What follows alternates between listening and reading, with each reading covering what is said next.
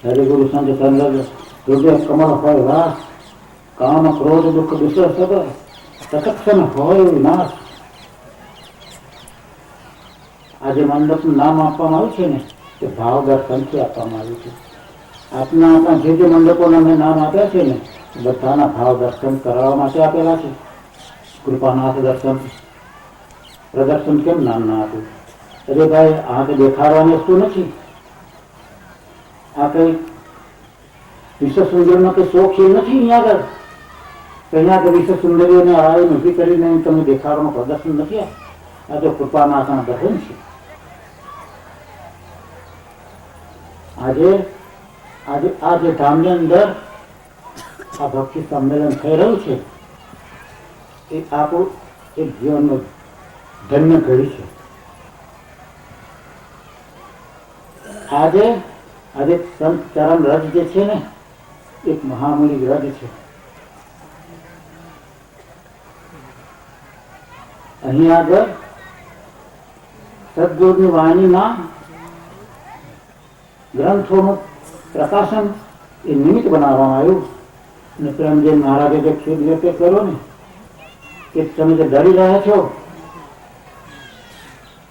એ એક આપણા માટે શરમજનક વાત છે. 1968ની સાલની અંદર સમાગમ જગન્નાથ મહારાજે જયારે છપાવવાની તૈયારી કરી ત્યારે તેનું ગુજરી ગયા. એનાથી છપાવાઈ ન શક્યો એની બીક તો આજ બી જતી નથી. આજની સમાજમાં બગડી રહ્યો છે કે સમાગમ છાપી શકાય નહીં. ભરલું મકાનો પ્રેમજી મહારાજે વાત કરેલી કે ભાઈ કોઈને મરતા નથી આવડતું, જિંદગીમાં મરતા શીખવું જોઈએ. જીવન મહારાજે શીખવાડ્યું છે. તમને બાંધીને લઈને ગયા હતા, તમને બેસાડીને લઈ ગયા છે. મરવું એ કંઈ મામૂલી વસ્તુ નથી, એ તો મહામૂલ્ય વસ્તુ છે. ત્યારે મેં પત્રામાં કહ્યું કે ભાઈ પ્રેમજી મહારાજ કહેતા કે મરતા નથી આવડતું, તો મારે કોઈ મરવાવાળું તૈયાર હોય ને તેની મારે જરૂર છે તો હોય તો તૈયાર થઈ જાઓ. ભાઈ બધા ગભરાઈ ગયા, કોઈ આંગળી ઊંચી ના કરે. એક ભાઈ ઊંચી કહી દીધી આંગળી, મહારાજ હું તૈયાર. તો મેં કહ્યું ભાઈ આ બધા અમરપત્ર લઈને આવેલા છે તેનું શું થશે? કોઈ મારવા તૈયાર નથી. એક માણસ મારવા તૈયાર છો. ભાઈ શું તમે એમ માનતા હતા કે તમારી ઘરથી દાદીને મારી નાખવા માંગુ છું? હું તમને શું મરણ આપવા માંગતો હતો? તમને ખબર નથી પડતી કે મહારાજ શું કર્યું, કેવી રીતે મારવા માંગ્યા છે? તમને શું મરણ આપવા માંગુ છું? હું તમને મરણ આપવા માંગતો નહોતો. ત્યારે જે સમાગમ છપાવતામાં જો સિંહાસન બનાવવા માટે, સ્મશાન ભૂમિ તૈયાર કરવા માટે જે કોઈ માણસ તૈયાર થાય તો તે માણસનું મૃત્યુ થતું હોય તો ગંડેરી નગરીને અંધેરી નગરી ગંડેરી રાજા ટકેશ્વર ભાડી ટકેશ્વર ખાજા ગંડેરી નગરના રાજાને ત્યાં ચોરને ભીખ કોસતા ભીખમાં દબાઈ ગયો. ત્યારે ઘર ધણીને દંડ કરવા માંડ્યો. એ ઘર ધણીનો દંડ ગંડેરી રાજા કે ભાઈ કડિયાનો દંડ ઉભો દોષ હતો તો કડિયાનો દંડ આપે છે. એટલે ચોરને દંડ મૂકવાનો બાજુ મૂકીને ગંડેરી રાજા પછી છેવટે ગુરુ ચેલાઓએ કડિયાનો બચાવ કર્યો કે ભાઈ ગુરુ કે હું પેલો મરવા તૈયાર છું, પેલો કે હું પેલો મરવા તૈયાર છું. રાજા કે ભાઈ આ કેમ આમ મરવાનો તૈયાર કરો છો? ત્યારે પેલો પેલો ને ગુરુ બહુ ખુશી ગયેલા કે રાજા સાહેબ જે આ ફાંસી ચડે ને તો તમારે રાત જાગીનો અધિકાર લેવાનો. રાજા કે ભાઈ બધાને પડતા મૂકો અને મને ફાંસી ચડાવી દો, મારી ગાડી આ લોકો લઈ ના જાય. તો આ જો સમાગમ છપાવતા જો જીવનજી મહારાજને કોઈ આત્માની જરૂર હોય તો હું પહેલો તૈયાર છું. મારા પ્રેમજી મહારાજ છે કે અરે જો આવું મરણ મળતું હોય ને તો જીવનજી મહારાજ જો આપણને મારવા માટે તૈયાર હોય ને તો ધન્ય ધારો છે કે જીવનજી મહારાજ તારા ચરણોમાં બેઠે છે. શું આ ડરપોક સમાજની સમક્ષ પ્રેમજી મહારાજને પોતાનો ખેદ વ્યક્ત કરવો પડે છે. હા, હરિગુરુ સંતની ચરણ રજ ના તમે આ અધિકારી આજે પુરુષ અહીંયા આગળ ભેગા થયા છીએ આપની ચરણ રજની અંદર તો લોટવાનો મને મહામૂલો અવસર મળ્યો છે. આજે આ હરિગુરુ સંતની ચરણ રજ, અરે ભાઈ આ કોઠા વિસ્તારના ભક્તો ભાઈઓ અહીંયા આવ્યા છે ને એ ખરેખર ભોલી ભક્તિ ભેટીએ પ્રત્યક્ષ પરબ્રહ્મ રાજ પુણ્યાત્મી તો કઈ હેસિયત નથી. એટલું તો જીવન મહારાજ એમના અંતરમાં વસે છે. એમના ગુરુની ભક્તિ તમે જુઓ તો તો આ ગુરુ ભક્તિ અહીંયા તો ક્યાંય નથી, એનો અમારો કોઈ ટકા પણ લાભ એવા નથી. હલ્લુ મંદિર જગન્નાથ મહારાજની બાજુ, એ મંદિરની અંદર સદગુરુજી મહારાજના પગલા પડ્યા. ગાડી ગામમાંથી નવા ગામમાં લાવવાની, ધણી વગરના ઢોર જેવું મંદિર સૂનું પડી રહેલું. ગાદીની પૂજા ત્યાં જંગલમાં કરવા કોઈ જાય, બ્રાહ્મણ પૂજારી. એવી અવસ્થામાં શ્રીજી મહારાજને કંઈક દુઃખ થયું હશે, પગલાં કર્યા. એક બહેન અનુબેન, અરુણાબેન, બ્રાહ્મણ કન્યા પૂજારીની બેન, બિચારીની મા બાપને ભાઈને ભાભીના હાથને કઈ છતી એક ભોળી છોકરી, એ છોકરીને ભગવાનના કબીરજીના દર્શન થયા. એ છોકરીને ભાભીને બોલાવવા ગઈ. ભાભી ભાભી અહીંયા કોઈ બાવો બેઠો છે અંદર. જ્યારે ભાભી આવે છે ત્યારે કાંઈ મળતું નથી, પણ પગલા દીઠા, આ ગુલાલના પગલા દીઠા. આ સમાજને કોઈ દાડો ઢોંગ પાખંડ કરતા આવડ્યું નથી, અને ભગવાનજી મહારાજ આ સમાજને એવો ઢોંગ પાખંડ કરવાનો અવકાશ આપે પણ ના, એવી અપેક્ષા રાખું છું. ઢોર ભાઈ ભેંસોને પાણી પાવા જવાનો માટે એક બહેન જતા હતા. એ બહેને પણ જોયું કે આ મંદિરમાં દરવાજા આવે તો દર્શન કરવા માંડ્યા. ત્યાં બાવાને છોકરીને ગોમાગુમ કરતા દીઠા. ત્યાંના ઠાકોરને કબીરજી વગડામાં ભેગા થાય છે. બિચારો બહુ બિલકુલ થોડો ભગત માણસ. મહારાજ ક્યાં ચાલ્યા? કે ભાઈ ફરવું જ આવશો. આ ત્રણ પુરાવો થયા. આ છોકરીનું કઈ સાચું માનવાનું કારણ મળી ગયું. જે દિવસે ગાદીની પથારની થઈ તે દિવસે જયપુરના ભગત રણછોડ, જયપુરના કોઈ પટેલ, એમને કોઈ ભૂત વર્ગેલું. એ દિવસે આખો સમાજ ભેગો થયેલો હતો. તે પ્રસંગે આ ભાઈને ત્યાં લાવવામાં આવ્યા કે આ ભૂત વર્ગેલું છે. એ ભૂતને ત્યાં આગળ બેસાડવામાં આવ્યું. એટલે ભૂતને કાઢવા માટે ભાઈઓ બધા અક્ષર કરવા બેઠા છે. જે અધ્યાત્મ મહારાજની આપણે વાતો કરીએ છીએ કે અધ્યાયના કીર્તનથી આ ભૂતને એકદમ ગભરામણ કરવામાં આવી. ભૂત કે મહારાજ મને વિદાય કરો. ભગતોએ કહ્યું કે ભાઈ તું કયા વિશે જાય? ત્યારે કે હું ઘોડાના વિશે જાય. કારણ કે તું ઘોડાનો છે એનો ખાતે શું ઘોડાના જેવો અવાજ કરે. એટલે એ ભૂતે ઘોડાના જેવો અવાજ કરી બતાવ્યો. એ ભૂતનો અવાજ ઘોડાના જેવો કર્યો. પછી કે હવે તું અહીંયાથી વિદાય થઈ જા. એટલે જે ભાઈને વર્ગેલું ભૂત હતું એ ભાઈનું નામ રણછોડભાઈ હતું. એ રણછોડભાઈ ઘોડાની માફક દોડ્યા અને દૂર જઈને પડી ગયા. અને પછી પેલા રણછોડભાઈ કે મને ખૂબ વાગ્યું છે, હું થાકી ગયો છું.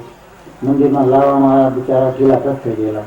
કહેવાનો મતલબ છે કે જીવજી મહારાજ જે ભૂતનો ઉદ્ધાર કરવા માટે આવ્યા હતા એ જીવજી મહારાજનું સ્વરૂપ આજે એક સંતના ચરણના રજની અંદર સમાયેલું છે. એવું એક આ ભક્ત સમાજ છે કોઠા જિલ્લાનો. એની ચરણ રજ આજે આ ભૂમિની અંદર આવી ગઈ છે. ધર્મ બનાવી છે ભૂમિ જાણે. ત્યારે એ સમાજ કેવો છે? જયપુરની અંદર હું ગયો એક વખત. ત્યારે જયપુરની અંદર મને કહ્યું કે આજે અમારે ઘેર પગલા ચાલો ચાલો, અમારે ઘેર પગલા ચાલો ચાલો. અને એ ઘેરો સમાજ, ઘેરા ભક્ત ગામ આખું, મને એક પણ ઘર બાકી ના રાખ્યું કે જેને મારે પગલા ચાલવા માટે બોલાવ્યો ના હોય. એ ભાઈ મને જ્યાં બોલાવી જાય ઘરમાં ના પૈસા દે. પેલા કિયોટમાં જેવું કરે કે રખીને તમારી કઈ રગને લાગી જાય ને કે અમારું અવરું સવરું થઈ જાય. મેં કહ્યું ને અવરું સવરું થઈ જાય. એટલા માટે પગલા જોઈને અમારે પછી ઘરમાં બેસાડે. આવું આ સમાજ અમારા પગલા જોઈને અમે કરે. અરે ભાઈ, આ સમાજની અંદર એ જયપુરના ભગત, આપણા યદુનાથ મહારાજને બીમારી અવસ્થામાં ખબર લેવા માટે આવ્યા. એમને કહ્યું કે મહારાજ તમારી છેલ્લી ઘડી વખતે આ ભગતને જરા સમાચાર કરજો, તમારા દર્શન કરવાનો મને લાભ મળે. એ ભગત જયપુરના જે પગલા ધોનારા ગામ આખું છે, ગામના ભગત. કોઠા જિલ્લામાં તો કોઈ ગામ એવું નથી કે જે પગ ના ધોતા હોય. ત્યારે એ ભગત ને દુકાનદાર હતા. એની દુકાનના પગથિયામાં લખાયેલું મોટા મોટા અક્ષરોમાં દુકાનદાર છેલ્લી ગળી છે. ભગતને થયું કે આ કોઈ છોકરાઓ નીટા કરી જાય છે, એટલે એને તો પગલાં આ બધું ધોઈ નાખ્યું. પણ આ ભગતને જ્યારે બીજે દાડે ખબર પડી કે બાપુ પ્રધાન પધાર્યા છે, તે દાડે આ ભગતને દુષ્કે રડવું આવી ગયું. જ્યારે હું ત્યાં ગયો તે વખતે આ ભગતને મારે પૂછવાનું મન થયું કે ભગત કઈ જગ્યાએ આપણને લખાયેલું દેખાયેલું તે મને બતાવો. ને ગંગાબેનને વાત કરી મારા ભગતને આ સવાલ કરવો છે. તો ભગતને મને ખેતરના પગલાં કરવા લઈ ગયા ને આ બેનને અહીંયા આગળ તારાયેલી લાગેલી.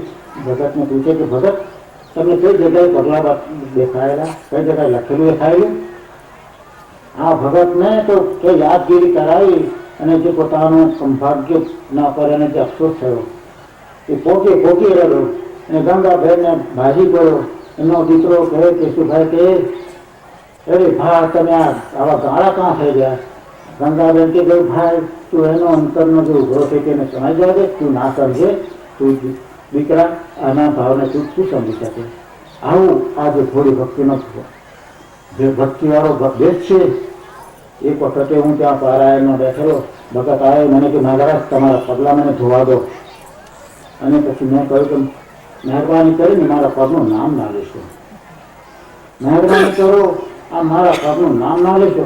અને પછી આ ભગત તો બિચારો નિરાશ થઈને બેસી ગયો. પછી મારા હાથમાં જ્યારે આ મારું લડવાનું હથિયાર આવ્યું ને, આ હથિયારથી અમે લડીએ છીએ, તે વખતે માઇકમાં પછી મેં કહ્યું કે ભાઈ મારા પગલાં શું કામ ધોવો છો? મારા પગલાં ધોવાનું કાંઈ પ્રયોજન નથી. પધરામણો કરો છો, ચાદર પાછળની ઉપર છત્રી ઉડાડીને અહીં લાવો છો. અમારા શબ્દોનું પાલન કરવાનું જો તમારે તૈયારી ના હોય તો આ અમારું નાટક શા માટે? અમારા શબ્દોનો તમે સ્વીકાર કરવાનો, અંગીકાર કરવાનો જો તમારા તૈયારી નથી તો શા માટે? આજે અહીંયા આગળ કેમ્પ નાખવામાં આવ્યો છે.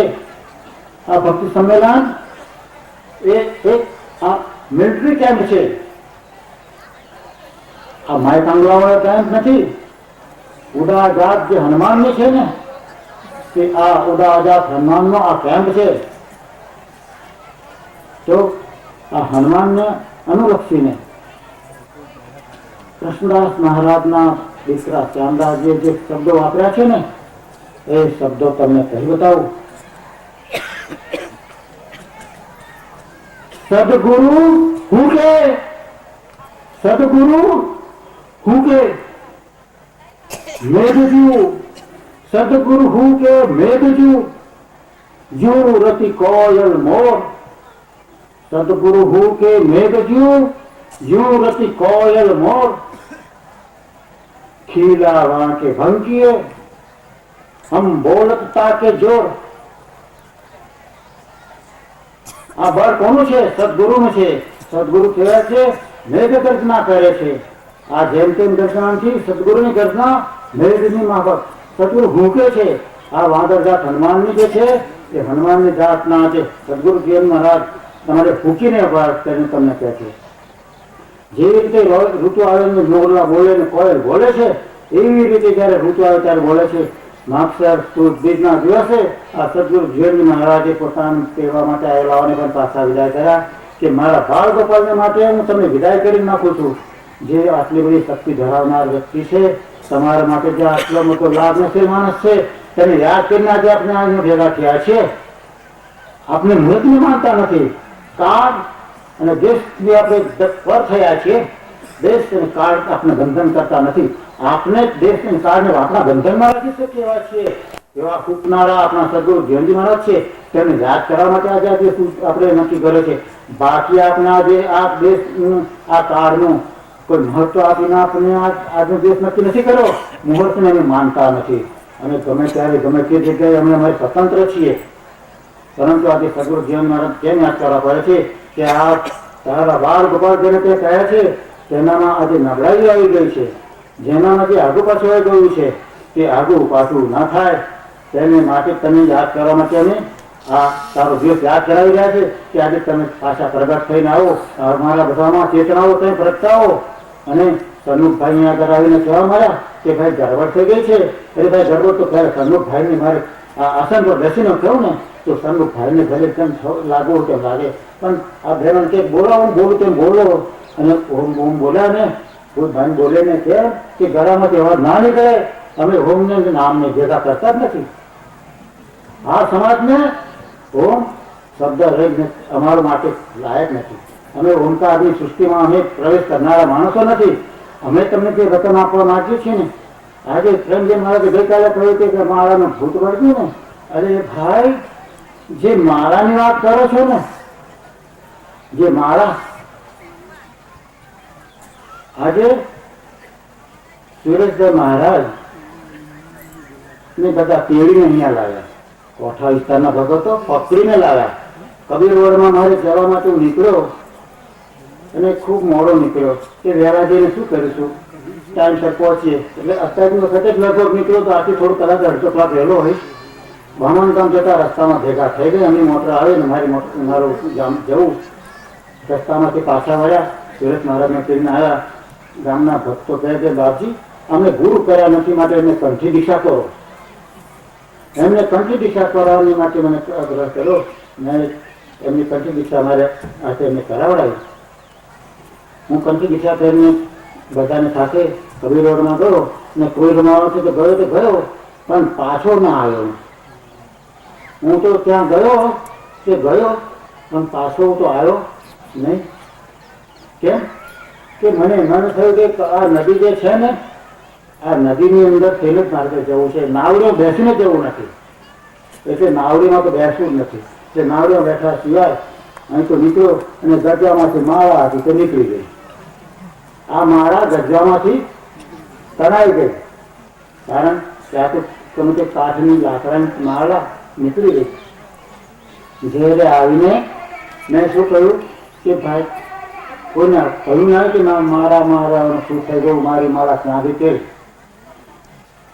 એમ જેની માને મેં બીજે દિવસે સવારમાં વાત કરી કે હવે તું નાય ધોઈ અને ભગવાનને સુખડીમાં પ્રસાદ જે જેમ મહારાજે આપણા માટે નિર્મિત કર્યો છે એ પ્રસાદ બનાવ્યો.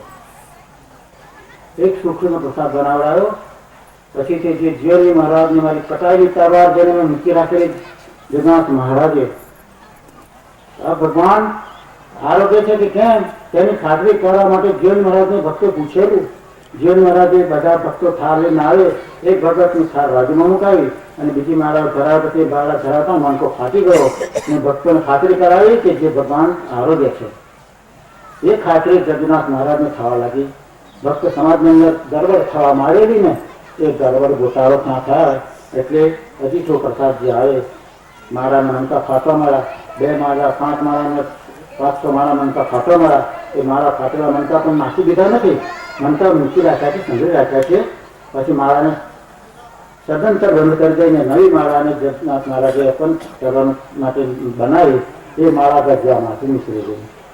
અને મારું સદભાગ્ય એટલું સમજુ છું કે આ માળા, આ જે માળાને જે જેને છે ને, એ મારી માળા કરવા વાળા જે છે ને, મારી માળા ને તારી માળા, એને જેને માળા જેને અર્પણ કરી હતી તે માળા વાળા વારસદારને મેં કંઠી દીક્ષા આપેલી. તે અવસરે અને કબીરજીના ચરણના રીંગની અંદર કબીરજીએ કહ્યું કે ભાઈ આ તારી માળા મને આપી દે ને. આ માળા કરનાર મારી તારે મારી શા માટે કરવાનું છે? આજથી આ માળા મારી તું તો હાથ છોડી દે. કબીરજી મારી મારી ત્યાં મુકાવી દીધી છે. નહીં તો મારું કટાયેલું નહીં, પરંતુ જે મારું શિરોનું તલવારનું જે અક્ષર હતું ને તે મેં ત્યાંથી કરાવ્યું. ભાઈઓ, સહજ મળે તો દૂધ બરાબર, માંગ लिया તો પાણી, ખેંચ लिया તો રક્ત બરાબર, કહેતે ગોરખ વાણી. સહજમાં મળે તો દૂધ બરાબર છે અને માગીને લઈએ તો પાણી બરાબર છે, અને જ્યાં બળજબરીથી લઈએ તો લોહી બરાબર છે. ઘણા દિવસથી અંતરમાં ખટકો થયા કરતો. હું માળા ધરાવું છું તેની મને ના નથી, પરંતુ જે જીવનજી મહારાજે માળા આપી છે એ માળા તો આજે મારા હાથમાં હું પકડી શક્યો નથી. હું એટલો સદભાગી બની શક્યો નથી. એ અંતરમાં ખર્ચો મારા જંતરમાં તો કેટલા દાળથી કેટલા વખતથી ખટલા કરતો હતો, પરંતુ હું તો જોતી હતી જેની વાત તે દિવસ આવી ગયો. હું વાટ જોઈ રહ્યો હતો, તે દિવસ આવ્યો મારા હાથમાં.